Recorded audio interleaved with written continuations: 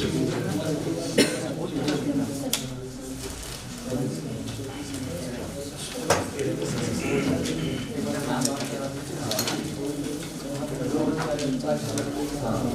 है, चलिए।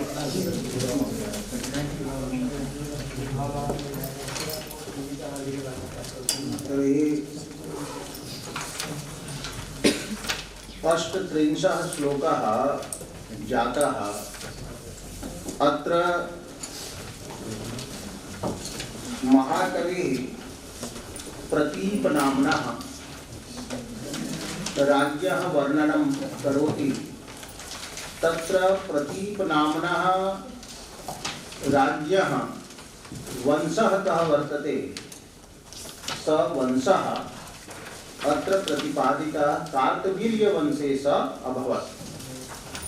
तो कार्तवीर्य नामकः राजा आसीत्। सहस्रार्जुनः यः उच्यते स आसीत् यस्मिन्नेव राजशब्दस्य प्रयोगः सार्थकः भवति, यस्य कार्तवीर्यस्य युद्धे सहस्रबाहवः भवन्ति। यः कार्तवीर्यः अनेकान् यागान् कृतवान्, अनेकेषु अष्टादशसु द्वीपेषु यूपान् निखातवान् च। एतादृशः आसीत् कार्तवीर्यः। पुनः अग्रे कथयति कार्तवीर्यस्यैव वर्णनं वर्तते। प्रतीपराजस्य पूर्वजस्यैव वर्णनम् अस्ति। अग्रिमः श्लोकः अकार्यचिन्ता समकालमेव भवश्चापधरः पुरस्तात् प्रजानां प्रत्यादिदेशा विनयं विनेता। स कार्तवीर्यः विनेता आसीत्।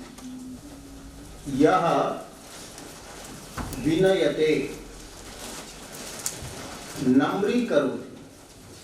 तो विनेता वर्तते शिक्षकः, शिक्षां ददाति। तो स कार्तवीर्यः शिक्षकः विनेता आसीत्।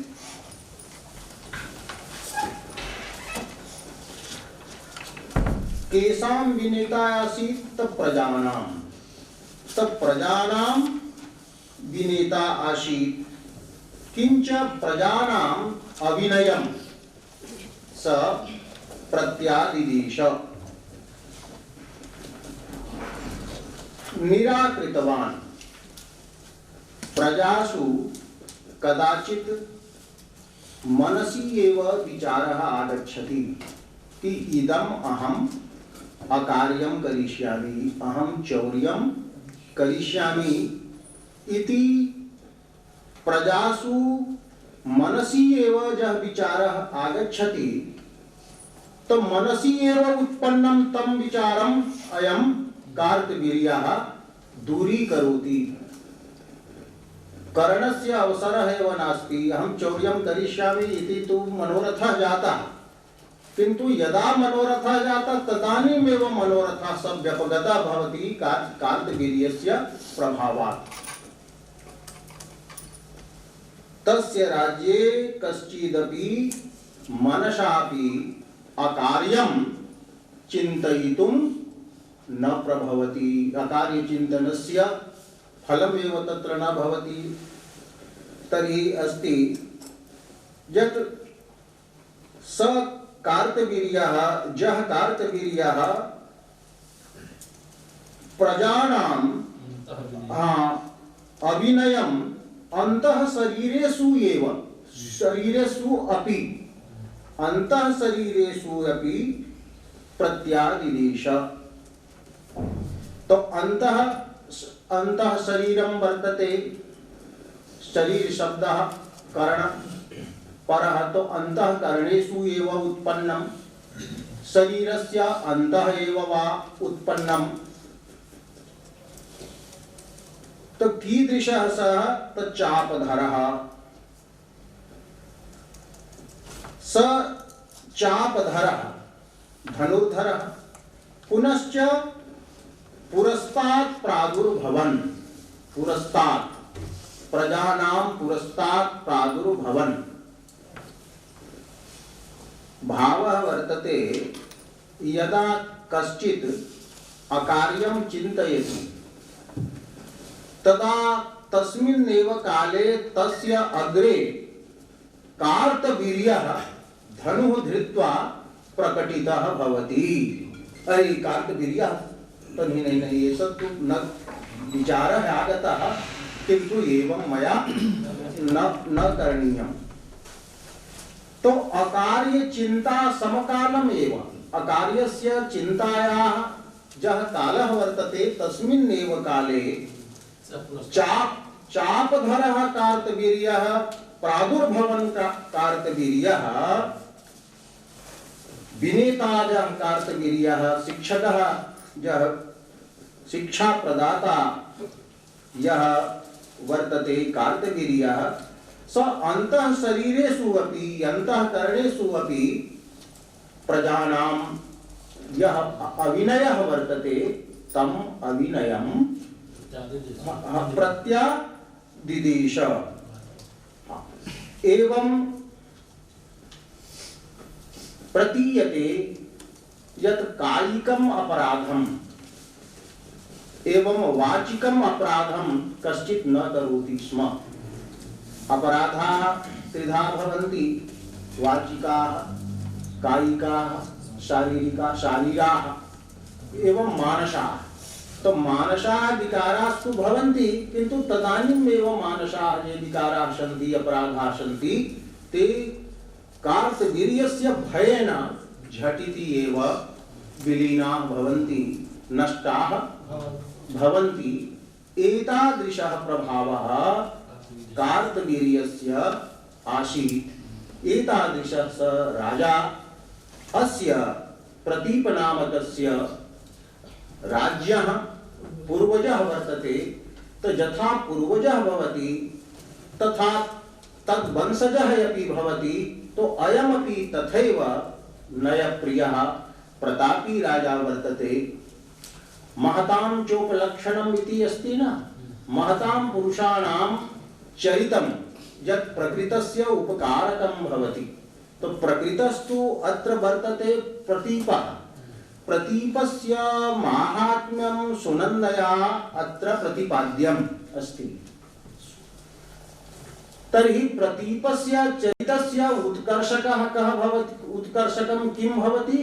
तो कार्तवीर्यस्य चरितं यद् वर्तते तत् तस्य उत्कर्षकं भवति।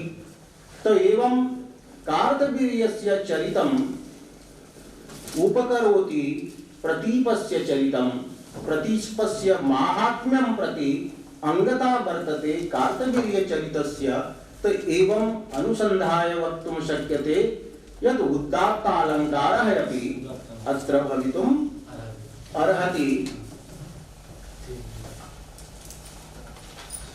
अकार्यचिन्ता समकालमेव प्रादुर्भवन् चापधरः पुरस्तात् अन्तः शरीरेष्वपि प्रजानां प्रत्यादिदेशा विनयं विनेता। जाबन्धनिस्पन्दभुजेन यस्य गिरीश्वसदपारकरं हरेण कारागृहे निर्जितवासमेन लङ्केश्वरेणोचितमाप्रसादात्। एकदा सहस्रबाहुः कार्तवीर्यार्जुनः स्वप्रियतमाभिः नर्मदायां विहरति, जल विहारं करोति। कदाचित्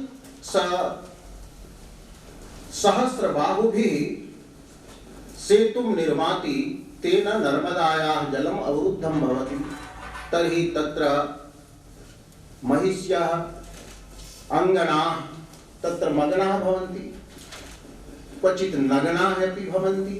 पुनः स बाहून् तत्र पृथक् करोति, तदा जले अपसृते सति तासाम् अङ्गानि च पश्यति, एवं विहारं करोति स्म।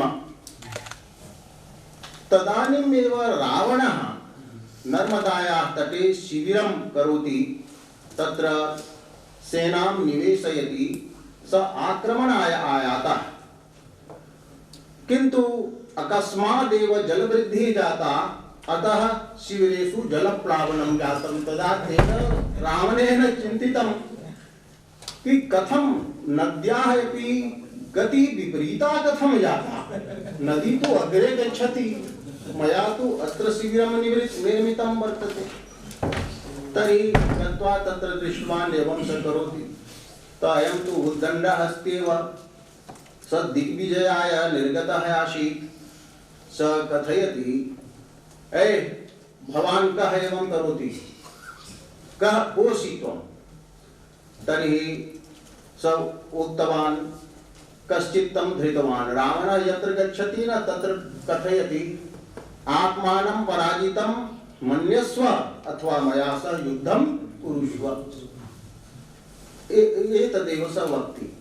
तदा तत्र काचित् धृतवती तं, एवं यथा भवति कन्दुकं तथैव काचित् रावणम् अपरां प्रति प्रक्षिपति, अपरां प्रति एवं करोति। तत्र कार्तवीर्यः अपि तथं करोति, कन्दुकीभूतः रावणः तत्र। तदनन्तरम् आनीय रावणस्य धनुः यत् वर्तते तस्य प्रत्यञ्चाः अस्ति, प्रत्यञ्चां ततः निसार्य प्रत्यञ्चया तत्र रावणः बद्धः। एतादृशः कार्तवीर्यस्य प्रभावः कि यस्य कारागारे दुःखेन रावणोऽपि निवासं कृतवान्। एतदेव अत्र वर्णयति कि लङ्केश्वरेण उषितं, लङ्केश्वरेण निवासः कृतः। लङ्कायाः ईश्वरः रावणः तेन उषितं, वस धातु वर्तते निवासार्थे, उषितं वर्तते भावे त प्रत्ययः वर्तते, सम्प्रसारणं भवति। तो लङ्केश्वरेण उषितं कियन्तं कालं त आप्रसादात्, तस्य कार्तवीर्यस्य प्रसन्नतां यावत्, यदा प्रसन्नता जाता तदा स मुक्तः। तो तस्य आप्रसादात् पुनस्ते मुनिः तत्र प्रार्थितवान् कि एनं त्यजतु, मदीयः अयं नक्ता वर्तते, कुलजः वर्तते। तो आप्रसादात् लङ्केश्वरेण उषितं। कीदृशेन लङ्केश्वरेण? तो ज्याबन्ध निस्पन्द भुजेन, ज्यायाः प्रत्यञ्चायाः बन्धेन निस्पन्दाः, स्पन्दात् निष्क्रान्ताः, निस्पन्दाः स्पन्दनरहिताः भुजाः यस्य तेन रावणेन। स्पन्दनं भवति किं? स्पदि किञ्चित् चलने, यदा व्यजनं भवति न स्पन्दते था, एवं भवति। तत्र उत्तरदेश संयोगः न भवति। गमनं यद् भवति तत्र उत्तरदेश पूर्वदेश विभागः भवति, उत्तरदेशेन संयोगः भवति। किन्तु अत्र स्पन्दनं मात्रं भवति, किञ्चिदपि चलनं। तो स्पन्दादपि निष्क्रान्तः यः वर्तते, निरादयः क्रान्ताद्यर्थे पंचम्याः भवति, निष्कौशाम्बिः यथा भवति तदा निस्पन्दाः मने स्पन्दन किञ्चित् चलन रहिता। एतेन किं व्यज्यते कि बन्धनम् अतीव दृढम् आसीत्। अतः भुजेषु ईषदपि स्पन्दः किञ्चिदपि चलनं कंपनं न भवति स्म। तो ज्याबन्ध निस्पन्द भुजेन अत्र ज्या शब्दस्य प्रयोगः कृतः, किन्तु क्वचित् काव्यशास्त्रे धनुर्ज्या इति शब्दस्य प्रयोगः भवति। ज्या शब्दः वस्तुतः प्रत्यञ्चायाः एव बोधकः अस्ति। तर्हि यत्र क्वचित् धनु शब्दः दीयते तत्र रहस्यं भवति आरूढत्व बोधनार्थं, कि धनुषी आरूढ़ा ज्या, धनुषी स्थापिता या वर्तते प्रत्यञ्चा यदि, तर्हि धनुर्ज्या शब्दस्य प्रयोगः कर्तव्यः। किन्तु यदा धनुषी आरूढ़ा नास्ति तर्हि ज्या शब्दस्य एव केवलस्य प्रयोगः कर्तव्यः। अतः यत्र ज्या शब्दस्य एव प्रयोगः वर्तते, न तु धनुर्ज्या इति उक्तं, यतोहि धनुषी आरूढ़ता नास्ति ज्यायाम्। तो ज्या बंध निस्पंद भुजेन, तो यस्य भुजाः निस्पन्दाः भवन्ति तो दुःखम् अस्ति, कष्टम् अनुभवति स रावणः। अतः विशेषेण श्वासाः तस्य वक्त्रेभ्यः मुखेभ्यः निसरन्ति। एतदेव प्रतिपादयति विनिश्वसत वक्त्र परम्परेण। विशेष रूपेण निःश्वसन्ति वक्त्राणां मुखानां परंपरा समूहः अस्ति यस्य तेन रावणेन। तो विनिश्वसत वक्त्र परंपरेण पुनः कीदृशेन रावणेन, तो निर्जित वासवेन। निःशेष रूपेण जितः वासवः इंद्रः येन तेन। यहाँ इंद्रः येन पराजितः, यस्य भुजाः जया बद्धाः, यः प्रसाद पर्यन्तं कार्तवीर्यस्य प्रसाद पर्यन्तं दीर्घं निश्वासं कृतवान्। तो एतादृशः जः वर्तते कः लंकेश्वरः, स लंकेश्वरः यस्य कारागृहे तस्य प्रसन्नतां यावत् कार्तवीर्यस्य प्रसादं यावत् लंकेश्वरः उषितः अथवा लंकेश्वरेण उषितम्। अत्र ज्याबन्धन स्पन्द भुजेन विनिश्वसत वक्त्र परंपरेण इति विशेषणद्वयं तु अस्त्येव। अनेन तत्र रावणे विषादातिशयः अभिव्यज्यते।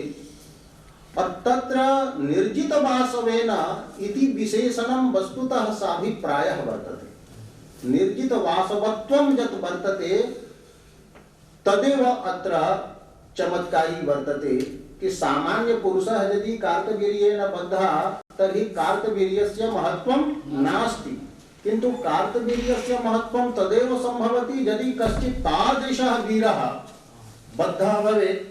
तो वासवस्य जयः यः वर्तते, तो वासव जयेनैव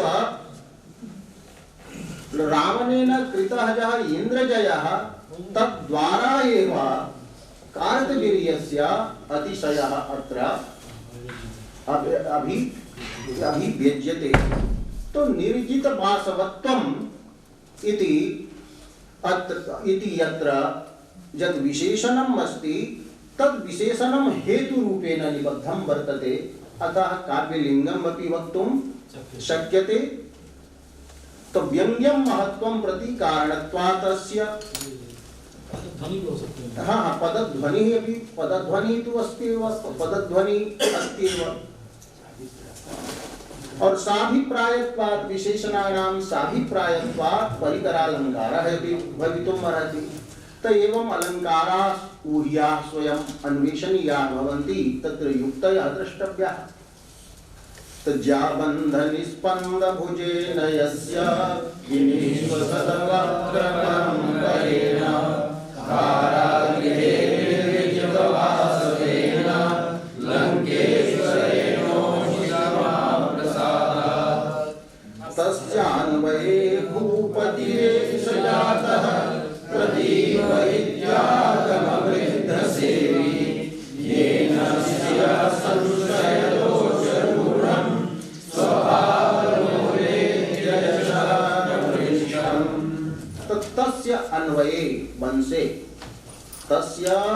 कार्तवीर्यस्य वंशे प्रतीप इति भूपतिः एष भूपतिः सुनंदा वदति एष यः तव पुरः स्थितः वर्तते राजा भूपति स एष भूपतिः तस्य अन्वये जातः। तर्हि अस्य नाम किं वर्तते? तो प्रतीप इति शब्दस्य चमत्कारः भवति। लोके शब्दस्य प्रयोगः भवति अर्थपरत्वेन, यथा घटम् आनय। तर्हि घटम् आनय अत्र घट शब्दः अर्थपरः अस्ति, यतोहि आनयन कर्मत्वं कम्बुग्रीवादिमति पदार्थे एव संभवति, घट शब्दे न भवति। किन्तु यदि केनचित् उच्यते घटं वद तर्हि घटम् उच्चारय, तो उच्चारण कर्मता तो शब्दे भवति, अर्थे न भवति। तो लोके शब्दस्य प्रयोगः प्रायेण अर्थपरत्वेन भवति, अर्थस्य प्राधान्यं भवति, और क्वचित् शब्दस्य प्राधान्यं भवति। राम राम जप, तो जपनं तु शब्दस्य एव भविष्यति।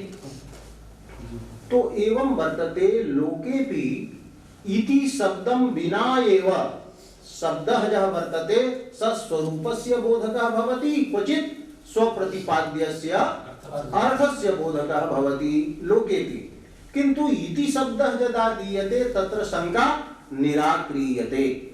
लोके यदि घट इति शब्दः घट इति अस्ति, तो इति कथनेन घट शब्दस्य अर्थः भवति कम्बुग्रीवादी मतः अर्थस्य बोधकः घ और ट अ इति आनुपूर्वीमान शब्दः। लोके जः अर्थ पदार्थकः शब्दः भवति स इति शब्द प्रयोगेन शब्द पदार्थकः भवति। किन्तु व्याकरण शास्त्रे विपरीतं भवति।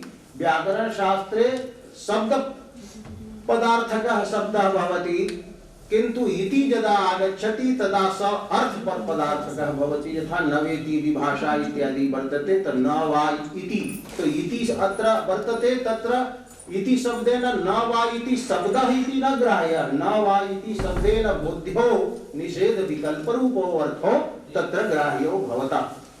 तो अत्र इति शब्देन न। रामचंद्र मिश्रा आसन् ते पृच्छन्ति स्म भवतः किं नाम?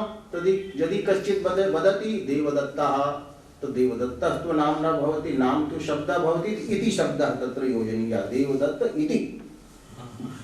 त्वदीयं नाम किं? तो देवदत्त इति, राम इति। तो इति शब्द प्रयोगस्य परंपरा आसीत्, किन्तु इति शब्दं विनापि प्रकरणादिवशात् स्वरूपपरत्वेन शब्दस्य प्रयोगः भवितुम् अर्हति। तो प्रतीप इति मने प्रतीप इति नामकः, प्रतीप शब्दः नाम यस्य वर्तते पुनः कीदृशः अस्ति? तो आगम वृद्ध सेवी। आगमाः शास्त्राणि सन्ति एवं वृद्धाः ये सन्ति। तो आगमाश्च वृद्धाश्च, तो आगम वृद्धाः तान् आगम वृद्धान् सेवितुं शीलं यस्य वर्तते स्वभावः न तु कदाचित् सेवते। तर्हि आगम वृद्ध सेवी अर्थात अयं सर्वाणि शास्त्राणि स्वभावेन स्वेच्छया तत्र अधीतवान् एवं वृद्धान् अयं सेवते। तो अस्य गृहे यदि गन्तव्यं तर्हि यावन्तः वृद्धाः सन्ति तेषां सेवा कर्तव्या एवं न कि यत् श्वश्रुः अस्ति तर्हि नहीं एतद् भवति तथा न यावन्तः वृद्धाः सन्ति। यतोहि अयम् आगमम् अपि जानाति वृद्ध सेवनम् अपि करोति। चत्वारि तस्य वर्धन्ते आयुर्विद्या यशोबलम्, यः वृद्धान् सेवते। तो आगम वृद्ध सेवी वर्तते। पुनश्च लक्ष्म्याः एकः कलङ्कः आसीत् कि लक्ष्मी भवति स्वभावलोला, स्वभावे न भवति सा चंचला भवति लक्ष्मीः इति तस्याः कलङ्कः। तो वस्तुतः लक्ष्मीः स्वभावतः लोला न भवति। लक्ष्मी यत्र पुण्यम वर्तते तत्र गच्छति, किंतु पुण्यम यदा नष्टम भवति तदा निसरति। तो लक्ष्मी यदा समायाति तदा प्रायेण अनेके अनर्थम अकर्तव्यम अकरणीयम कुर्वन्ति, झटित्येव लक्ष्मी ततः पलायते। तो लक्ष्म्याः यः कलंकः आसीत् स्वभावलोला स कलंकः प्रतीपस्य गृहे नष्टः, यतः लक्ष्मी स्थिरा तत्र जाता, लक्ष्मी तत्र स्थिरा जाता। तो लक्ष्म्याः निष्कलंकता प्रतीपस्य गृहे संपन्ना। तो अयं लक्ष्म्याः दोषम् अपि मार्ष्टि, लक्ष्मी कलंका कलंकनाशकः अयं वर्तते। लक्ष्मी यस्य गृहे सदा निवसति, यतोहि विवाह काले पितरः इच्छन्ति कि धनिकः भवेत् जामाता, एवं अस्ति न, कन्या वर्ण्यते रूपं हा कामयते रूपम इत्यादि। तर्हि तो माता तु वित्तं, तो मातुः कृते अत्र अस्ति अवसरः, मात्रा काम्यः अयं वर्तते, एवं आगम सेवी वर्तते, अतः पितुः अपि काम्यः वर्तते, यतोहि अयं सुतम् इच्छति पिता, अतः अयं विद्वान् अपि वर्तते। और बान्धवाः कुलम् इच्छन्ति, तो कुलं किं कथनीयं, कार्तवीर्यस्य कुलम् एतत् वर्तते। तो बान्धवानामपि अत्र सम्मतिः भवेत् अस्य वरस्य वर्णे कृते सति। तो येन प्रतीपेन कि स्वभाव लोला इति इति अयशः इति यत् अयशः श्रियः आसीत् तत् प्रविष्टम्। तो स्वभाव लोला इति अयशः वर्तते लक्ष्म्याः, अकीर्ति अस्ति लक्ष्म्याः। तो अकीर्तेः कारणं किं वर्तते, लक्ष्मी तत्र कारणं न भवति, लक्ष्म्याः स्वभावः कारणं नास्ति। लक्ष्म्याः यः संश्रयः भवति, आश्रयः भवति, लक्ष्मी यस्य गृहे गच्छति तस्य दोषवशादेव लक्ष्मी ततः निर्गच्छति। अतः ये केचित् वदन्ति अरे लक्ष्मी स्वभाव लोला भवति, स्वभाव चञ्चला भवति इति मिथ्या प्रवादः वर्तते। वस्तुतः लक्ष्म्याः आश्रयः यः भवति पुरुषः, यत् गृहं तत्रैव दोषः अस्ति, तद् दोष कारणात् लक्ष्मी ततः अपसृता भवति। महाभारते एकम् आख्यानकम् आगतं, दुर्योधनः पृच्छति कि अहमपि यागं करोमि, अहमपि पुण्यं करोमि, किन्तु यशस्तु युधिष्ठिरस्यैव वर्धते, किं कारणं तत्र। तर्हि बहु प्रसंगः संवादः जातः, तत्र प्रह्लादस्य प्रसंगः आयातः। देवाः इच्छन्ति यत् प्रह्लादः अनुदिनं बलवान् भवति, तो दानव असुराणां बलवत्ते तु अस्माकं देवानां हानि भविष्यति, अतः किं करणीयं। तर्हि बृहस्पतिना इन्द्रः उपदिष्टः कि तस्य समीपे गन्तव्यं, ब्राह्मण रूपेण प्रह्लादः याचनीयः कि भिक्षां देहि किमपि देहि, तो स तु सर्वं दास्यति, किन्तु वक्तव्यं किमपि नाहम् इच्छामि, भवान् स्वकीयं शीलं मह्यं प्रयच्छतु, शीलं ददातु। तर्हि गतः इन्द्रः, सब उक्तवान् एतत् गृह्णातु, किन्तु शीलं दातुं न स इच्छति। किन्तु अन्ते उक्तवान् यदि भवान् न ददाति तर्हि एवं सम्यक् नास्ति, अहं गच्छामि निराशः सन्। तदा अन्ते शीलं दत्तं। तो शीलस्य परिभाषा तत्र महाभारते आयाति कि यत् अद्रोहः सर्वभूतेषु मनसा कर्मणा गिरा, मनसा अपि वचनेनापि कर्मणापि कस्यचिदपि अद्रोहः अनपकारः एव शीलम् और अपकारः दुःशीलं वर्तते। तो यदा शीलं दत्तं तदा प्रह्लादस्य गृहात् अनेकाः दिव्यः अनेके देवाः गन्तुं प्रारब्धवन्तः। अन्तिमे काले लक्ष्मीः गच्छति, स पृच्छति भवती का, भवती तु अत्र तिष्ठतु। तर्हि उक्तं भवता तु शीलमेव त्यक्तं, तर्हि यत्र शीलं नास्ति तत्र अहं न वसामि। तो एवं कालिदासः मन्ये जानाति। तो संशय दोष रूढ़ं बाणभट्टेन लक्ष्म्याः दोषाः गणिता, किन्तु संशय दोषत्वं तत्र वर्तते इत्यपि वक्तव्यम् आसीत् तत्र। तथा न कृतम्। अस्तु, तो कालिदास लिखति संश्रयस्य आश्रयस्य यः वर्तते दोषः, तेन दोषेण रूढ़ं यत् वर्तते प्रसिद्धं। किं प्रसिद्धं वर्तते? स्वभावलोला इयं लक्ष्मी भवति इति अयशः। तत् अयशः तेन प्रमृष्टं प्रविष्टं नाशितं प्रोञ्छितं। तो एतादृशः अत्र वर्तते अयम्, अर्थात् अत्र संशय दोषः नास्ति, अतः लक्ष्मीः निरन्तरं स्थिता अस्ति। तस्यान्वये भूपतिरेष जातः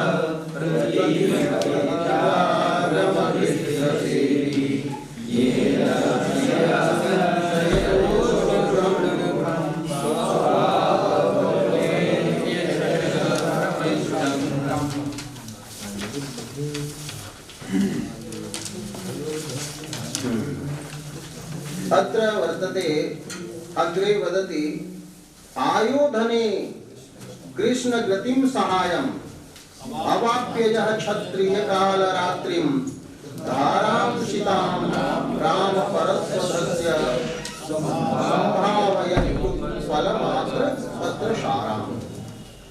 कार्तवीर्यस्य वंशः परशुरामेण छिन्नः। परशुरामः वर्तते चिरजीवी, सप्तैते चिरजीविनः सन्ति, तत्र परशुरामः वर्तते। तो परशुरामः कार्तवीर्य समयेपि आसीत्, प्रतीप समयेपि आसीत्। तो परशुरामस्य परस्वधात् भयं तु प्रतीपेपि स्यात्, किन्तु प्रतीपः परशुरामस्य परशुं मन्यते। परशुः यः अस्ति स तु कमलपत्रं वर्तते। कमलपत्रेण यथा किमपि छेत्तुं न शक्यते, तथा कमलपत्रवत् इदम् अयं परशुः ममापकारं किमपि कर्तुं न प्रभवति, न समर्थः भवति।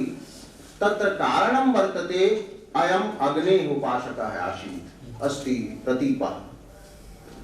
अग्नेः उपासकः वर्तते, अग्निः अस्य रक्षां करोति अस्य पुरस्य। तो एतादृशः अयं वर्तते। परशुरामादपि अयं न बिभेति, महाशूरः अयम् अस्ति।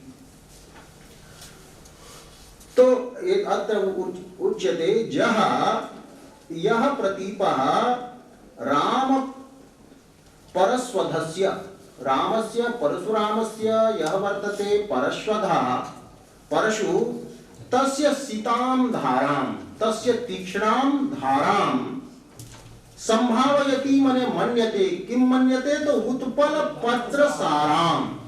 उत्पलस्य कमलस्य यत् वर्तते पत्रं दलं, तस्य सारम् इव सारं यस्या तां मन्यते धाराम्। कि परस्वधस्य धारा प्रतीपस्य कृते वर्तते उत्पलपत्रवत्। उत्पलपत्रे यावत् सारम् अस्ति तावदेव सारम् अस्य परस्वधेऽपि अस्ति। तो किं कृत्वा? तर्हि वदति कीदृशीं शीतां धारां? तो क्षत्रियकालरात्रिं। क्षत्रियाणां कृते कालरात्रिः या परस्वधस्य धारायासीत् तां धाराम् उत्पलपत्रसारां संभावयति। किं कृत्वा तत्सहायम् अवाप्य सहायकं सहायम् अप्राप्य आयोधने माने युद्धे एवं करोति युद्धे परशुरामादपि अयं न बिभेति। कृष्ण गतिम कृष्ण शब्दः यत्र वर्तते अग्नेः बोधकः कृष्ण वर्तमा इति अग्नेः नाम वर्तते।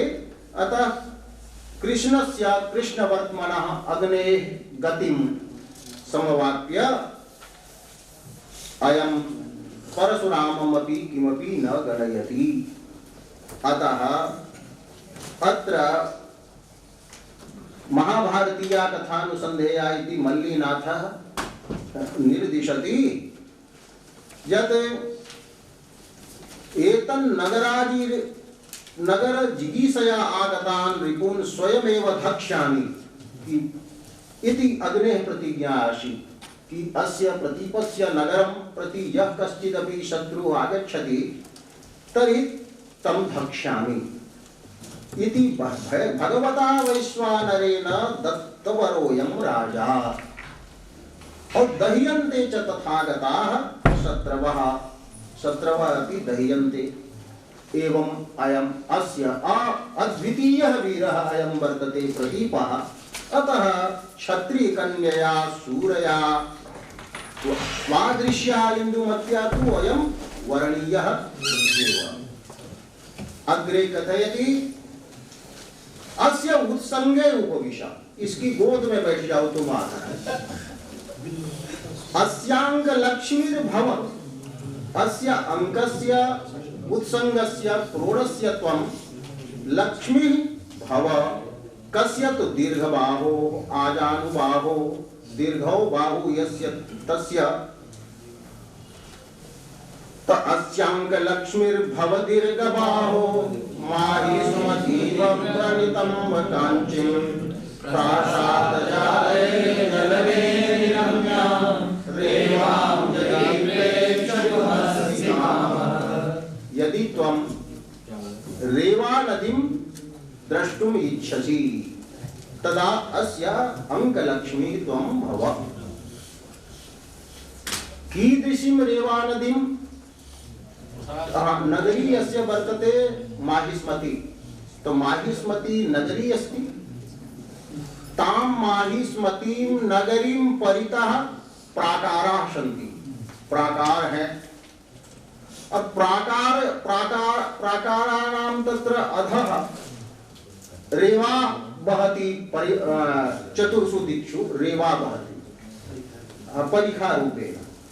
तर्हि माहिष्मती नायिका वर्तते नगरी। प्राकारः तत्र जघन सदृशः वर्तते कटिप्रदेश सदृशः और तत्र कांची सदृशी रेवा नदी प्रवहति।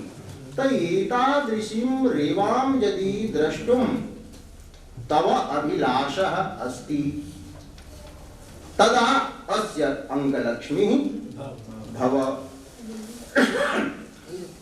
तो दीर्घबाहोः अस्य अंकलक्ष्मीः अंकस्य क्रोडस्य त्वं शोभा सौन्दर्यं भव। यदि तव माहिष्मती वप्र नितंब कांचीं माहिष्मत्याः यः वप्रः वर्तते स एव वर्तते नितंबः।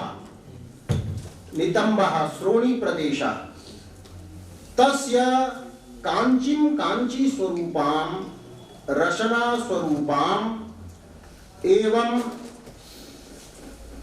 जलवेणी रम्यां जलानां वेणीभिः प्रवाहैः धाराभिः रम्यां रेवां यदि प्रासादजालैः प्रासाद समूहैः प्रेक्षितुं ते कामः अस्ति। प्रेक्षितुं द्रष्टुं ते कामः अस्ति कि प्रासादजालाः सन्ति।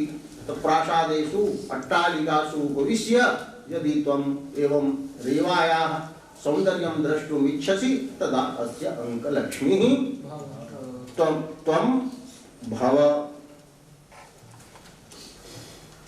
अग्रे कि तस्याः प्रकामं प्रियदर्शनोऽपि न सच्चितिशो रुचेर् बभूव शरत्प्रविष्टामुदरोऽवरोधः शशीपर्याप्तकरोर्नलिन्याः प्रियदर्शनः सन्नपि स तत्प्रकामं प्रियदर्शनः अत्यन्तं स प्रियं वर्तते दर्शनं यस्य सः अर्थात अत्यंतम रूपवान सुंदरः रमणीयः च प्रतीपः आसीत् तथापि सक्षितिशः प्रतीपः तस्याः रुचये न बभूव तस्याः रुचिं जनयितुं न समर्थः अभवत् रुचये इति अस्ति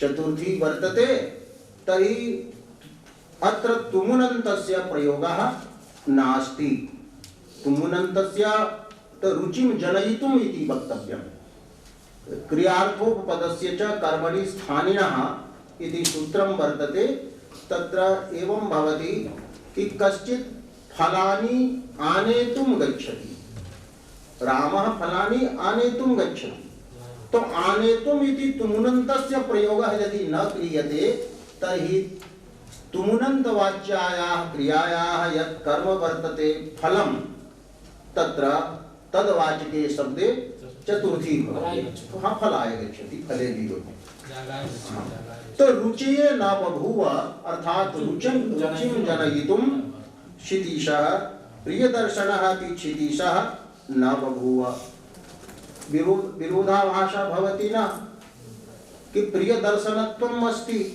तथापि रुचिं न जनयति अथवा एवं कर्तुं शक्यते प्रियदर्शनत्वं यत्र भवति तत्र रुचिजनकत्वं भवति किन्तु प्रियदर्शनत्व रूपे कारणे सत्यपि रुचिजनन रूपं कार्यं न भवति तर्हि कारणे सत्यपि तर्हि विशेषोक्ति अलङ्कारः एवं भवितुम् अर्हति तो विशेषोक्ति भवतु विभावना भवतु विरोधाभाषा भवतु तत् एते सर्वे विरोधमूलकाः अलङ्काराः सन्ति यत्र विरोधः वस्तुतः न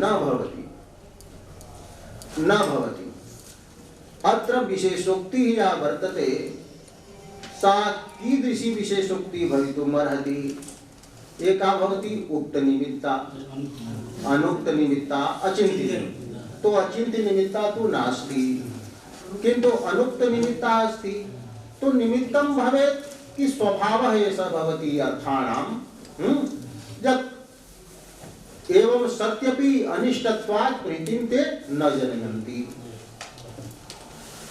तो की कथं तो यथा नलिनी वर्तते कमलिनी तो कमलिन्याः रुचिं न वर्धयति कः न वर्धयति तो शशि चन्द्रः कीदृशः चन्द्रः यः पूर्णः वर्तते पर्याप्त कलः शशि यथा भवति पर्याप्ता पूर्णा वर्तते पूर्णाः सन्ति कलाः यस्य स पर्याप्त कलः पूर्णः चन्द्रः पुनः स पूर्णचन्द्रः नलिन्याः रुचिं वर्धयितुं न शक्नोति यदि स मेघैः आच्छन्नः भवति किन्तु कीदृशः चन्द्रः तो यत्र मेघस्य अवरोधः नास्ति तदेव उच्यते कि शरद प्रमिष्टाः प्रोञ्छिताः मने अप्सादिताः ये मेघाः अम्बुधराः सन्ति मेघाः तेषाम् अम्बुधराणाम् उपरोधः मने विघ्नः तो अम्बुधराणाम् उपरोधः अम्बुधरोपरोधः शरद प्रविष्टः वर्तते शरदा प्रविष्टः वर्तते अम्बुधराणाम् उपरोधः यस्य विघ्नः आच्छादनं यस्य पर्याप्ता कला यस्य वर्तते शशि यथा नलिन्याः रुचिं न वर्धयति शशि अपि प्रियदर्शनः भवति तादृशः शशि तो प्रियदर्शनत्वम् उभयत्र वर्तते तथापि न भवति तो नलिन्याः रुचिं न जनयति प्रियदर्शनत्वे सत्यपि शशि तथैव प्रियदर्शनत्वे सत्यपि तस्याः इन्दुमत्याः रुचिं स जनयितुं समर्थः न अभवत् एषः स्वभावः प्राकृतिकः स्वभावः तस्याः प्रकामं प्रियदर्शनोऽपि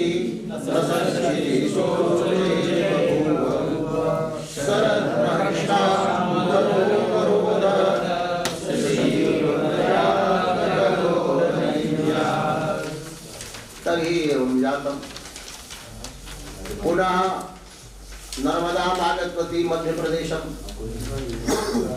अनन्तरम् उत्तरप्रदेशे प्रविशति शूरसेन देशः वर्तते मथुरा वर्तते सौरसेनी यत्र प्राकृत भाषा आसीत् तत्र एकः राजा आसीत् सुसेन शोभना सेनाजस्य स सुसेन तो सुसेनः तस्य वर्णनम् अत्र वर्तते सा शूरसेनाधिपतिं सुसेनम्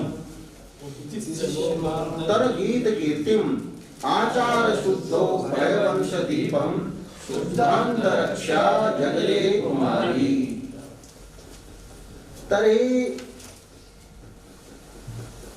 शुद्धान्तस्य अवरोधस्य रनिवास को शुद्धांत कहते हैं, उसकी रक्षा करने वाली सुनंदाजास्ति सात ये कुमारी जगदे, कुमारी कही गई, कुमारी जगदे सुनंदया तो कया तो शुद्धांत रक्षा, शुद्धांतम या रक्षति सा शुद्धांत रक्षी, शुद्धांत रक्षति स रक्षा कर्मण्यन प्रत्यय भवति पुनः टिड्ढान इत्यादि नील प्रत्यय तो शुद्धांत रक्षी। हाँ तो सा कुमारी तया शुद्धांत रक्षा जगदे ऊंचे कही गई तो सा शुद्धांत रक्षा जगदे जगदे किम उद्देश्य जगदे तो सुसेनम उद्देश्य, सुसेन को उद्देश्य, सुसेनम उद्देश्य अभिलक्षीकृत्य के एष सुसेन है। सुसेन कीदृशः अस्ति तो शूरसेनाधिपति स वर्तते, शूरसेन नामकः जनपदः देशः तो शूरसेनानाम् अधिपतिः राजा यः वर्तते सुसेनः। एवं यस्य सुसेनस्य लोकान्तर गीत कीर्तिम् अन्यः लोकः लोकान्तरम् तो लोकान्तरेषु गीता वर्तते कीर्तिः यस्य तम तो लोकांतरे अस्य कीर्ति अस्ति, अन्य लोकों में स्वर्ग आदि लोकों में इसकी कीर्ति गाई जाती है। ऐसा यशस्वी है राजा ये सुसेन। पुनश्च आचार शुद्धो भय वंश दीपम आचार्येण आचारैः शुद्धौ उभय वंशौ, एकः वंशः भवति मातुः वंशः, अपरः भवति पितुः वंशः भवति। तब मातृवंशः अपि शुद्धः यस्य भवति, पितृवंशः अपि यस्य शुद्धः भवति, स परम शुद्धः। महाभारते एकम् आख्यानकम् आगतं कि उद्याने कश्चित् गच्छति यदि पक्वं फलं वर्तते आम्रस्य तो तत् पक्वं फलं ग्रहीतुं कस्य इच्छा न भवति, अन्यस्य वर्तते तो ग्रहीतुं चोरयितुं कस्य न भवति। तत्र उक्तं तस्य न भवति यत्र मातृवंशः पितृवंशः शुद्धः भवति, आचार शुद्धः भवति, तस्य इच्छा न भवति अन्य द्रव्य ग्रहणे। तर्हि एतादृशः अयं राजा वर्तते, अयं कस्यापि किमपि वस्तु न गृह्णाति। तो आचारेण शुद्धौ जो उभय वंशौ माता पितृ वंशौ तयोः अयं दीपः वर्तते, कुलदीपकः भवति न। तो अनेन सुसेनेन जातेन अस्य मातृवंशः अपि प्रकाशितः, पितृवंशः अपि प्रकाशितः एवं उभय वंशकुल दीपकः एष वर्तते। तो एवं शुद्ध वंशजः अयं वर्तते, लोकांतर कीर्तिमान वर्तते, अनेन प्रतीयते, अनेन सत्कर्म क्रियते, और शूर सेनानां राजा अपि वर्तते, अधिकारः अपि वर्तते। सर्वं ये बरे अपेक्षिताः गुणाः सन्ति ते अत्र सन्ति। तो शूर सेनाधिपं लोकांतर गीत कीर्तिम आचार शुद्धो भय वंश दीपम सुशीलम उद्दिश्य सा कुमारी इंदुमती शुद्धांतरक्षा जगदे। तो अत्रापि सर्वाणि विशेषणानि साभिप्रायाणि यत्र कष्टं तथा अलङ्कारः न भवेत् तर्हि साभिप्रायत्वात् परिकरः तु भवत्येव।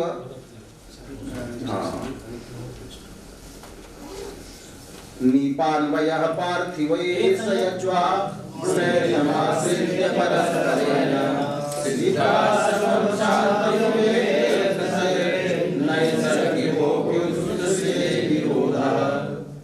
अयं राजा अस्ति नीपान्वयः।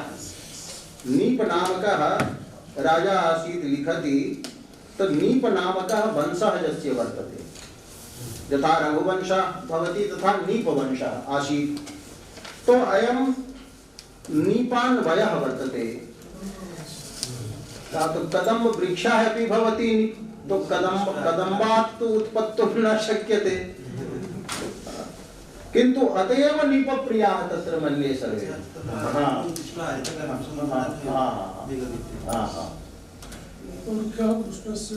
कृष्णस्य प्रियः वर्तते। कृष्णोऽपि भगवान् शौरसेनः वर्तते न, शूरसेन। तर्हि नीपान्वयः पार्थिवः एष वर्तते। पुनः किं यज्वा अस्ति। यज्वा स भवति, तो इष्टवान् यः स यज्वा। तो यज्वन् अत्र शब्दः निष्पद्यते। तो एष वर्तते सुयजोर न्वनिप लिखति, न्वनिप प्रत्ययः, न्वनिप।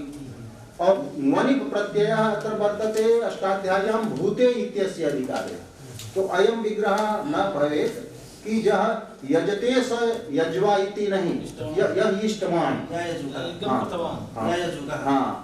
यज्ञं कृतवान्। तथैव एवं पंकजम् इत्यत्र प्रायेण वदन्ति पंकात् जायते। तो जायते इति भावार्थः भवतु, किन्तु पंकात् जातम् इति विग्रह भूतकालत्वेन करणीयः व्याकरण दृशा। तर्हि यज्वा तो विधिना इष्टिवान्, यज्वा यः विधिनेष्टवान्। अमरकोशादौ अस्ति विधिपूर्वकं यः यागं कृतवान्, विधिपूर्वकम् एवं न कि यत् अहमपि धार्मिकः अस्मि, अहमपि अस्मिन्नपि युगे अश्वमेध यागं करिष्यामि। तेन इष्टवान् तु भवान् अस्ति, किन्तु विधिना इष्टवान् नास्ति। तो एवं विधिना इष्टवान् यज्वा। पुनः किं जातं, यस्य एकः आश्रमः अस्ति सिद्धाश्रमः। तो यस्य सिद्धाश्रमं शान्तं सिद्धाश्रमं समेत्य सर्वे विरोधिनः जीवाः वैरं त्यजन्ति। अहिंसायाम् अयं प्रतिष्ठितः वर्तते इदानीं। तो अहिंसा प्रतिष्ठायां सर्ववैरत्यागः इति योगसूत्रे अस्ति। यः यस्य अहिंसा व्रतं सिद्धं तस्य पार्श्वे आगत्य सर्वे परस्पर विरोधिनः ये जन्तवः भवन्ति वैरं त्यजन्ति। तो कथयति तो शान्तं सिद्धाश्रमम् अवेत्य सत्त्वैः प्राणिभिः। सत्त्वैः सत्त्व शब्दः अत्र प्राणिपरत्वेरव्याख्ययः। नैसर्गिकः अपि येषां च विरोधः शाश्वतिकः इति कथयति। तो शाश्वतिकः नैसर्गिकः विरोधः भवति। यथा अहेः नकुलेन शः अहिनकुलं भवति। तर्हि सत्त्वैः नैसर्गिकः अपि निसर्गसिद्धः अपि विरोधः उत्सृजे उत्सृष्टः किल त्यक्तः किल, जिसके सिद्धाश्रम में आकर स्वभाव से विरोधी भी जंतु अपने वैर को त्याग देते थे, त्याग दी। तो नीपान्वयः पार्थिवे सयज्वा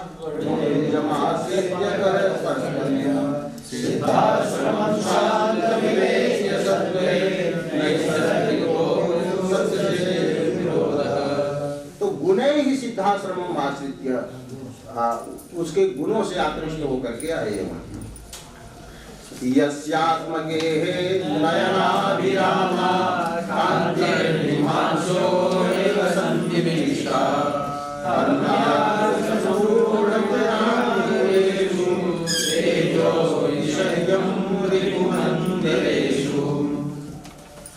अत्र अयम् अहिंसकस्तु अस्ति, तदेव अहिंसा प्रतिष्ठायां तत्समीपे प्राणिनः वैरं त्यजन्ति, किन्तु अयं युद्धम् अपि कृतवान्। तर्हि प्रश्नः भवति, युद्धं करोति तर्हि अहिंसकः कथं भवति, एतादृशः प्रभावः कथं?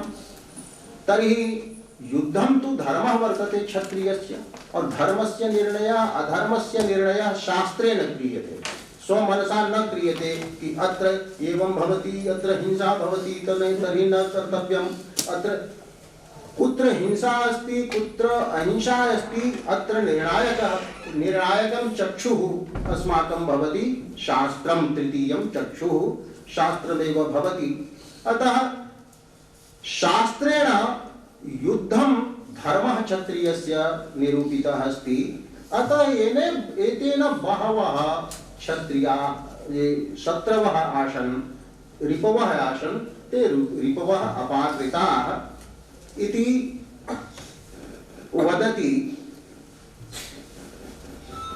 अत्र अस्ति रिपुमन्दिरेषु, रिपूणां मंदिराणि सन्ति गृहाणि। मंदिर शब्द संस्कृते गृह सामान्य परत्वेन प्रयुज्यते। तो रिपुमन्दिरेषु, कीदृशेषु रिपुमन्दिरेषु? तो हर्म्याग्र संरूढ़ त्रिणांकुरेषु। हर्म्यानि सन्ति, भवनानि सन्ति। तो भवनानाम् अग्रभागाः सन्ति, छत इति उच्यते। तत्र किं जातं? त्रिणानि जातानि सन्ति। शत्रूणां गृहाणाम् उपरि त्रिणानाम् अंकुराः प्रस्फुटिताः। तो एतादृशेषु रिपुमन्दिरेषु इति अयं वदति। एतेन किं प्रतीयते?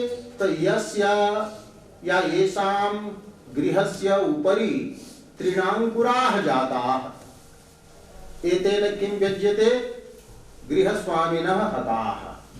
गृहस्वामिनः हताः, गृहेषु कश्चित् नास्ति, अतः उपरि त्रिणांकुराः जाताः।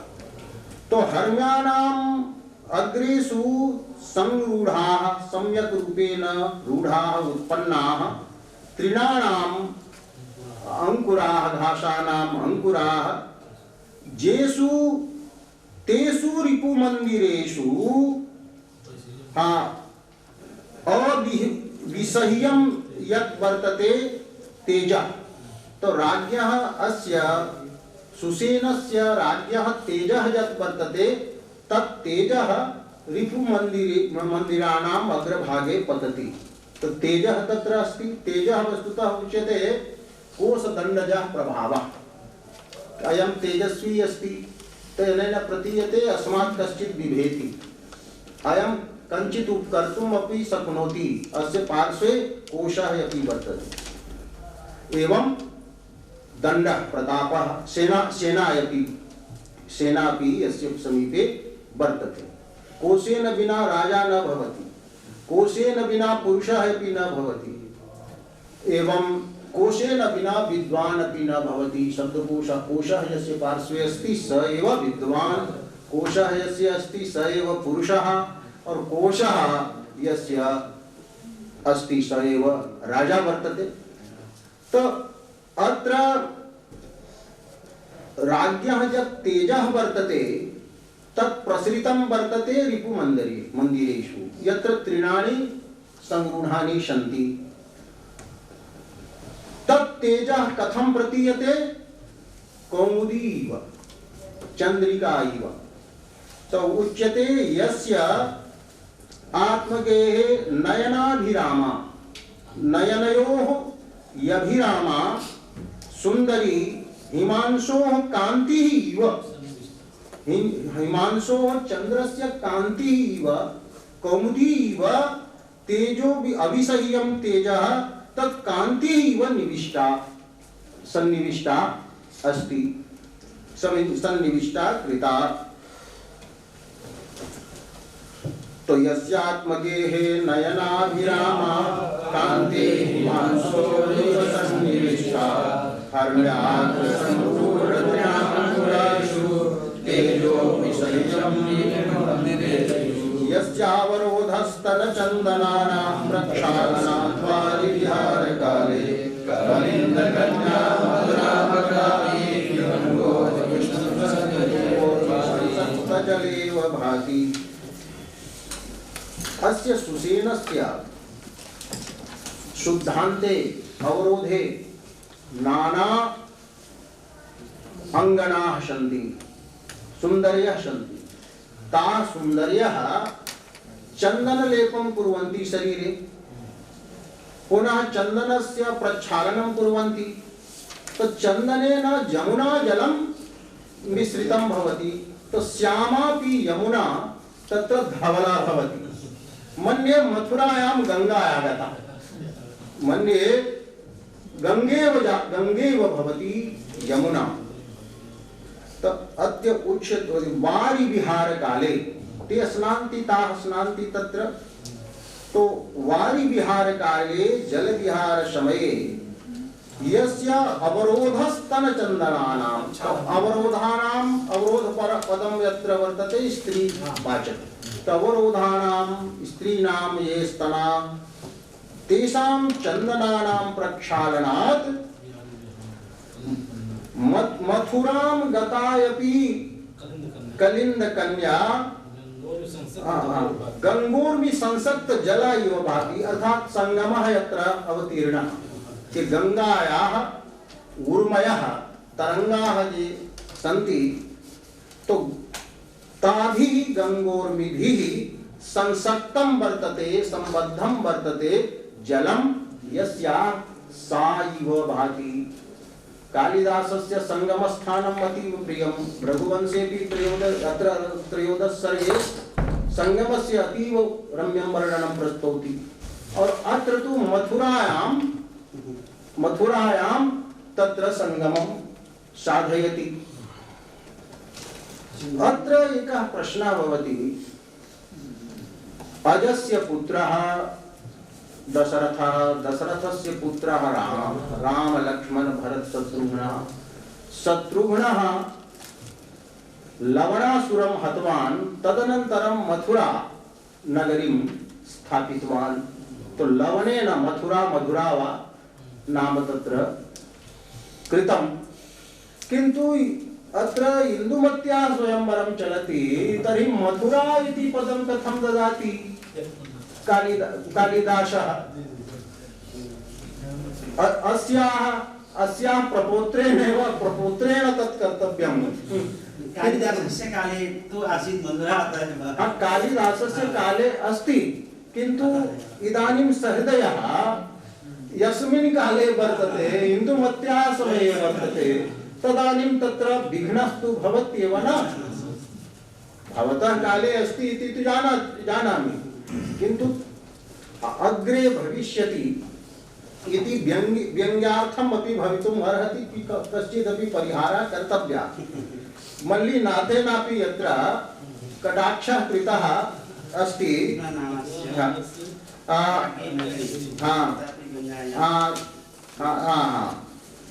मथुरायां गंगा भागवत सूचना। कालिंदी तीरे मथुरा लवणासुर वध काले सफलमाशति रक्षति। तत् द्योतनार्थं यत्र मल्लिनाथस्तु समाधानमेव दास्यति। तो इति द्योतनाय प्रयुक्तम इति यस्तु, किन्तु तथापि अत्र सहृदयः रसास्वादे लग्नः तद् विचारः स विचाराय तत्र तस्य बुद्धिः अन्यत्र जाता न। तो अस्तु, तो यस्यावरोधस्तनचन्दनानां प्रक्षालनाद्वारिहारकाले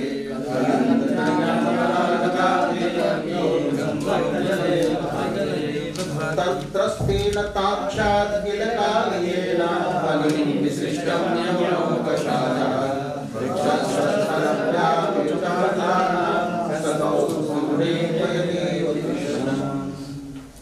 स कथयति स सुसेनः साधारणः नास्ति, तत्र भगवन्तं विष्णुमपि लज्जयति कि हे भगवन् विष्णु, भवतः वक्षस्थले यः कौस्तुभमणि वर्तते स किमपि नास्ति, मम पार्श्वेपि ततोपि उत्कृष्टतमः कौस्तुभमणि अस्ति। स मणिः कथं लब्धः? तो कालीयनागेन दत्तः। कालीयनागः त्रस्तः आसीत् गरुडेन, तत्र सौभगीशापवशात् स यमुनाजले निवसति और तत्र राजा वर्तते, कः सुसेनः वर्तते। तो कालीयनागः उक्तवान् भवतः देशे अहं वसामि, अतः एकं मणिं प्रयच्छामि भवते। तो स तं मणिं धृत्वा यदा स सुसेनः निसरति तदा कृष्णः अपि लज्जितः भवति, कृष्णम् अपि अयं ह्रेपयति, लज्जयति। ह्रेपयति क्रिया वर्तते निजन्ता क्रिया, अर्ति ह्री ब्ली री कुलोई क्षमाई यातां णौ पुगयागमः अत्र भवति। तर्हि जः सकौस्तुभं कृष्णं, तो कृष्णः इदानीं तु नास्ति, कृष्णावतारः न जातः अस्ति, अथवा एतत् काले कालिदास काले तु जातं, किन्तु कृष्णः तत्र विष्णुः इति कौस्तुभ कौस्तुभधरः। तो कौस्तुभ सकौस्तुभं कौस्तुभेन सहजः वर्तते, स कौस्तुभः अत्र वर्तते बहुव्रीहि समासः, तेन सहेति तुल्य योगे इति सूत्रेण समासः भवति। तो सकौस्तुभं कृष्णं ह्रेपयति, किं कुर्वन् दधानः माने धारयन्, किं धारयन्? तर्हि मणिं, कीदृशं मणिं? तो विसृष्टं माने दत्तं, दत्तं केन दत्तं? तो तत्र कालीयेन, कालीयनागेन। कीदृशेन कालीनागेन? तो त्रस्तेन, भीतेन। केन भीतेन? तो तार्क्ष्यात्, तार्क्ष्यः गरुडः, तो गरुडात् भीतेन। और यमुनौकषा, स्नेहादरण्यौकषः, तो अरण्यौकषः यत्र समासः अन्तर्भिक्षायां विच्यते, अरण्यम् ओकः यस्य तस्य अरण्यौकाः इति प्रथमाया एकवचने भविष्यति। तथैव अत्र यमुनौकषात्, यमुना वर्तते, ओकः गृहम् आश्रयः, यस्य स यमुनौकाः, तेन यमुनौकषा। तो यमुना निवासिना यमुनौकषा कालीयेन विशिष्टं मणिं, और पुनः कीदृशं मणिं?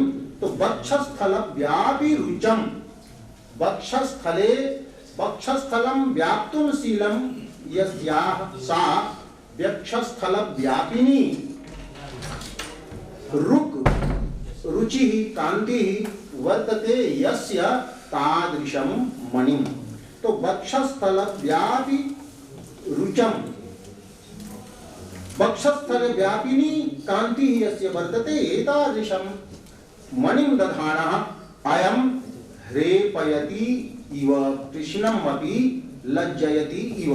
अत्र अलङ्कारः कः भवेत्? उत्प्रेक्षा। यतोहि इव शब्दः अत्र क्रियया वर्तते, और न हि तिङन्तेनोपमानम् अस्ति इति भाष्येऽपि उक्तं वर्तते कि तिङन्त तिङवाच्यः यः कर्ता भवति तेन कर्त्रा उपमानत्वं न भवति, यतः तिङवाच्यः कर्ता क्रियायां विशेषणी भवति, अतः उपमानत्वेन अन्यत्र उपमेये स विशेषणी भवितुं न शक्नोति। क्रिया क्रियासम्बद्धत्वात् तत्र उत्प्रेक्षालङ्कारः वर्तते।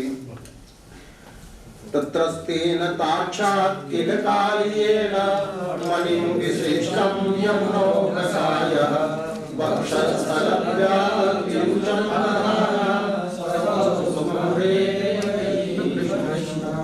संभाव्य भरतारमं युवाणं निरुप्रभालो जलपुष्पशय्ये वृन्दावने चैत्रहारनुने निर्विशतां सुन्दरी यौवनश्री।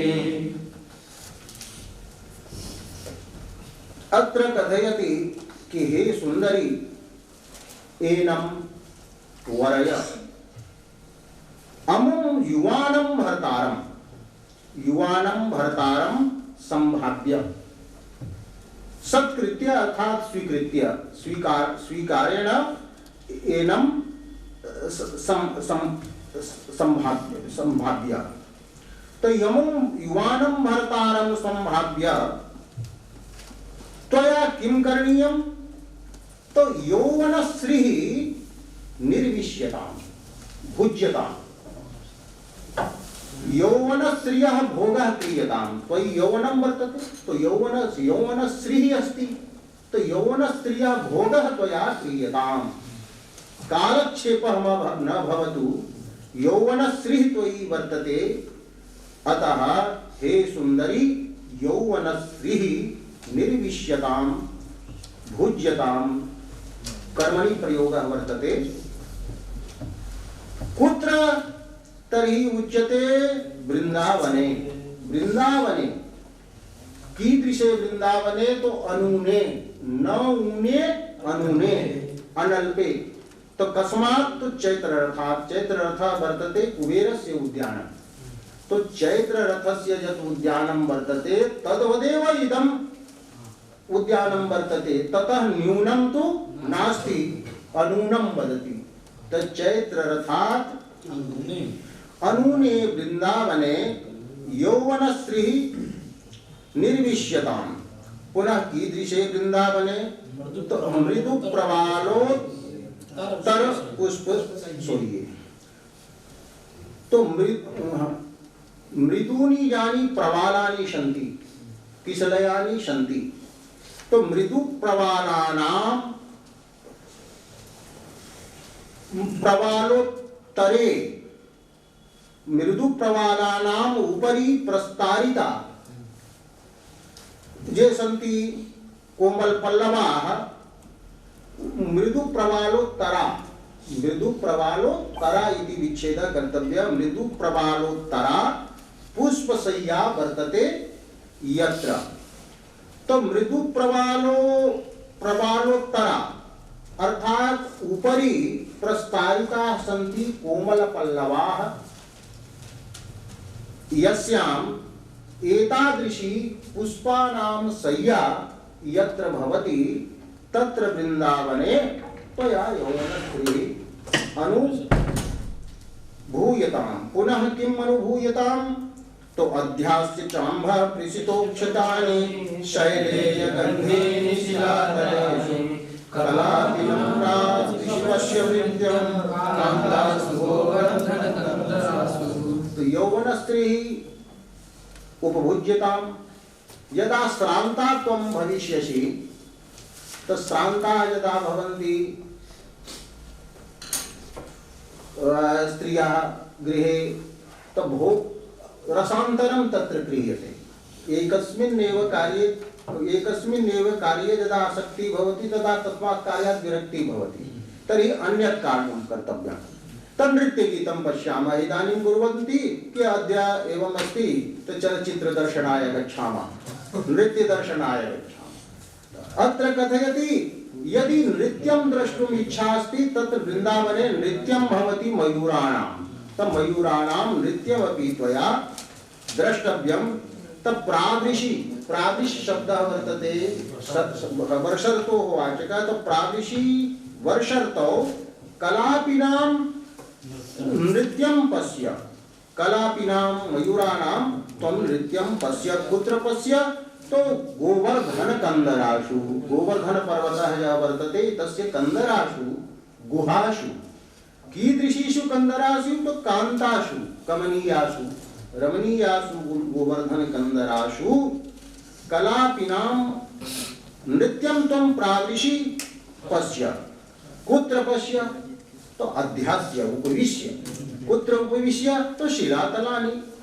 शिलातलानि यानि सन्ति तो शिलातलोपरि उपविश्य। पुनः कीदृशानि शिलातलानि सन्ति? स्वयमेव तत्र प्रक्षालितानि भवन्ति। अम्भः पृषतोक्षितानि। अम्भसः जलस्य जलस्य पृषत शब्दवाच्याः पृषताः ये सन्ति बिन्दवः तैः अम्भसः बिन्दुभिः कणैः उक्षितानि सिक्तानि अभिषिक्तानि। पुनश्च कीदृशानि? तो शैलेय गंधीनि। शैलेय शब्दस्य द्विधा व्याख्यानं करोति। एकं कथयति शिलाजतु, शिलाजित् इति उच्यते। तो शिलाजतु नामकम् औषधं वर्तते। तर्हि अत्र शिलायां भवं शैलेयम् इति व्युत्पत्तिः कृता वर्तते। शिलाजतु च शैलेयम् इति यादवः। और शिला पुष्पाख्य औषधि विशेषः। शिला पुष्पाख्यः औषधि विशेषः अस्ति।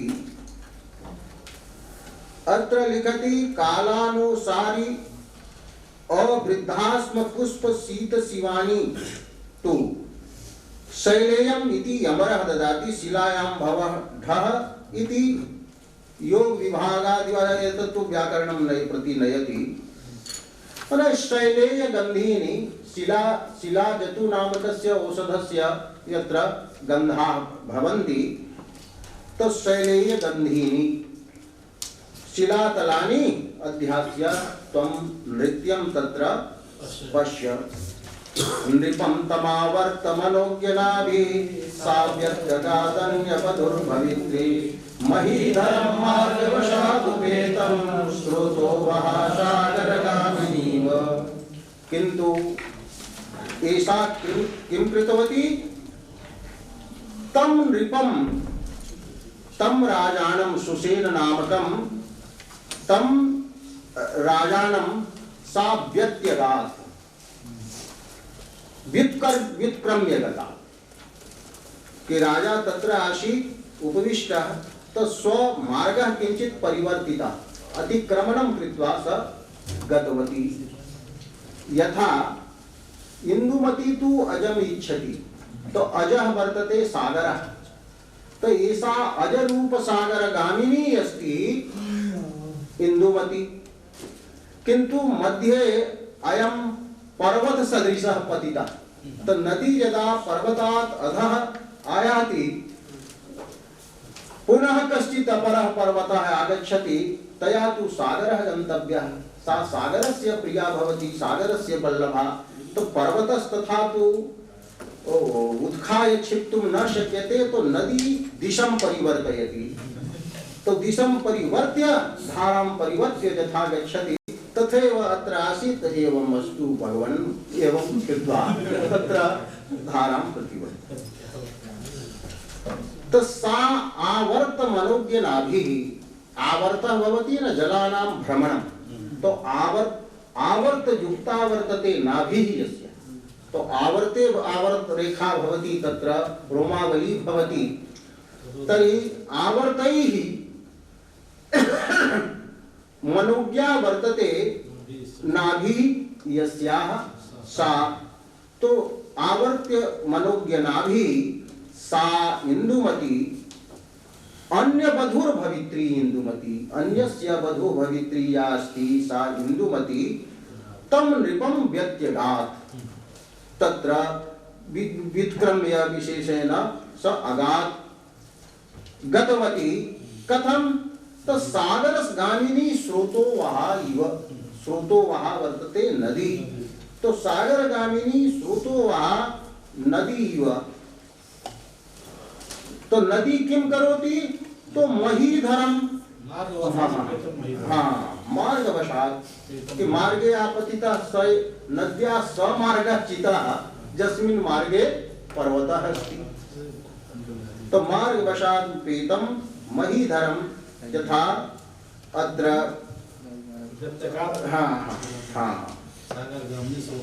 स्रोत एवं अतीत्य गताः तम अतीत्य सा गता अत्र आवर्त मनोज्ञनाभिः इति उभयत्र भविष्यति। तो आवर्तः भवति जलानां भ्रमणं स्यादावर्तो भषां भ्रमः। तर्हि जलावर्तः तत्र अर्थः वर्तते और अत्र तु वर्तते नाभि सदृशः आवर्तः यस्यां वर्तते सा भवति नदी। तो नाभि सदृशा नाभि इव आवर्तः यस्यां सा वर्तते सागरगामिनी नदी।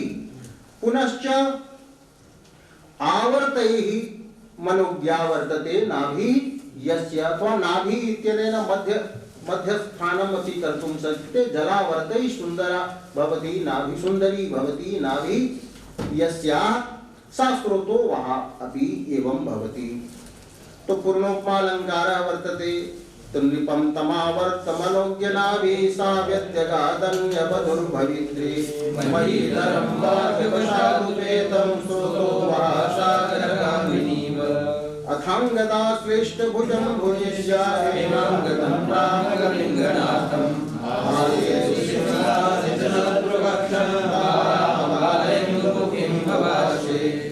इदानीं क्रमः वर्तते उत्कलम् उड़ीसा राज्यं भारतम्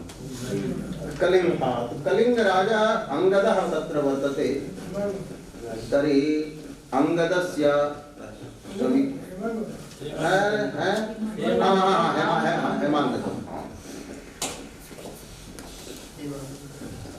अंगदा श्लिष्ट भुजम अंगदाभ्यां श्लिष्टा अंगदा विशालः आसन् एवं बाहवः अपि भुजौ अपि पीनौ पुष्टौ अस्तः।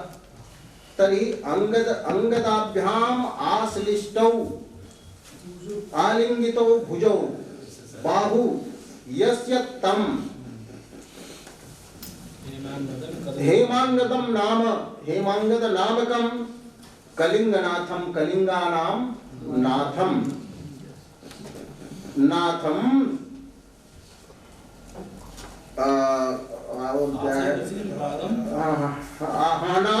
आसु आसु आसे दुषिम सादित पुनः सादित पत्र पक्षम शत्रु पक्षम सादिताः विनाशिताः शत्रु पक्षाः तम तो आश्लिष्ट भुजम हेमांगदम नाम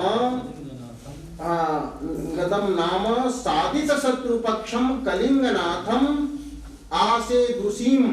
तो आसे दुषीम यत्र वर्तते प्राप्त वतीम कोशु प्रत्यय प्राप्त वतीम अबालेन्दु मुखिम अबालः यः वर्तते इन्दुः तद्वत् मुखम यस्यासा अबालेन्दु मुखीं बालां तां भुजिष्या या वर्तते सेविका या वर्तते सुनंदा तां बभासे। असौ महेन्द्रादि समान सारः पतिर्महेन्द्रस्य महोदधेश्च यस्य क्षरत् सैन्यगच्छलेन यात्रासाधीव गुरुर्महिम्नः। असौ कीदृशः वर्तते हेमांगदः तो महेन्द्राद्रि समान सारः महेन्द्र नामकः यः वर्तते यद्रिः पर्वतः तत् तेन समानः सारः यस्य सारम् अथवा सारः वर्तते बलं वर्तते यस्य महेन्द्र पर्वत समान बलः और स अस्ति कीदृशः महेन्द्रस्य पतिः महेन्द्र नामकः कुलपर्वतः सप्त कुलपर्वताः भवन्ति तत्र महेन्द्र नामकोऽपि एकः कुलपर्वतः अस्ति। अतः महेन्द्रस्य जः पतिः वर्तते, पुनः पर्वतस्यापि पतिः अस्ति, महोदधेश्यापि पतिः अस्ति, समुद्रस्यापि अयं पतिः अस्ति। तो महेन्द्राद्रिसमानसारः अस्ति। एष हेमाङ्गदः अस्माकं बुद्धौ पर्वतः एव आगतः, अत एव दृम्भादिकमपि भवति सर्वेषाम्। इदानीं तथा न करणीयम्। हेमाङ्गदे आयाते हेमाङ्गदस्य तो अस्तु अत्रैव त्यजामि।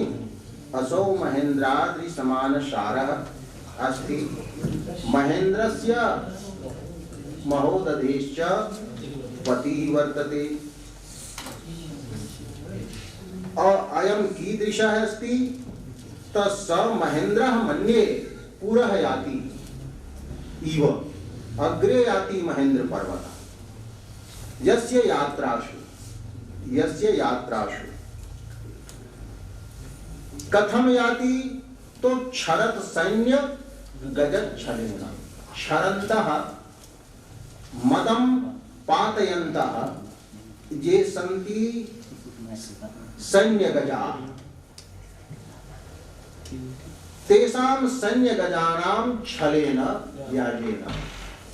महेन्द्र पर्वतात् अस्य सैन्य गजाः गच्छन्ति, और गजाः ये सन्ति ते मदं पातयन्ति, ते प्रतीयन्ते पर्वताकाराः एते सन्ति।